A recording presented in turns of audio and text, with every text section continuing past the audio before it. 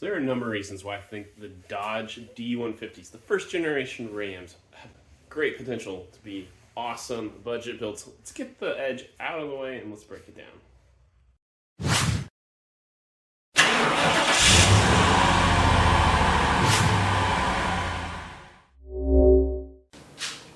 Okay, welcome into part 2 of my 5-part mini-series of budget builds of the last 5 years.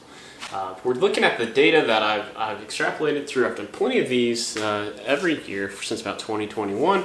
I've perused Facebook Marketplace looking for trends as to what could you buy at a certain price point that gets you rear-wheel drive and V8 power, and a good platform or starting point for a budget build here on YouTube. If you're meeting me for the first time, I'm Grant Tommy. This is Straight Six Fan, your home for offbeat hot riding. So yes, these choices are going to be a little bit off-center, but that's also because you're not going to find a 69 Camaro in great shape, great body shape, that doesn't require paint and body for a $3,800 price tag. So we are looking at first generation Dodge Ram pickup trucks. Yes, starting in 1981 up to 1993.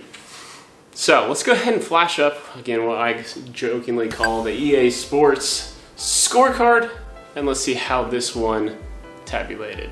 We will start, like always, at the top with platform availability. I'm scoring it a 3. What I found, you find, in general, they're out there, but a lot of slant 6 trucks, or there might be the 4-wheel drive one, or you might have to settle for a long bed, but they're out there. A 318 long box 2-wheel drive in great shape is not necessarily a unicorn of any sorts. Category number 2, used parts availability. So once again, like last episode, we consulted our friend Chad with Nobody's Show for Nobody's Auto in Great Bend, Kansas. And sure enough, there were a number of about 8 first-gen Dodges in his yard. Now, that's not an incredibly huge number for a 12-year run, but when you think about it, like the cabs and the door styles never really changed through that whole generation. All right, as we move into the engine modification category, this is where this platform most definitely excels. If you can find one fitted with a 360 or 318 Dodge, there are myriads of parts that fit on these and at a great, decent, reduced price. And if you landed a 92 or 93 out of the gate, they come with Magnum heads, and the Magnum heads are going to flow a lot better, or you can find those in the junkyard, slap them on your 81 to 91, and but yeah, we'll use the intake manifold scenario that we did in the C-Body episode. Again, this feels like a great equalizer, so I'm going to flash one up right now, and as you can see, you can kind of get an idea. We're still under $400 for an intake manifold, and so for this reason, small block Mopar, I'm going to rank as a 5 criteria for engine modifications.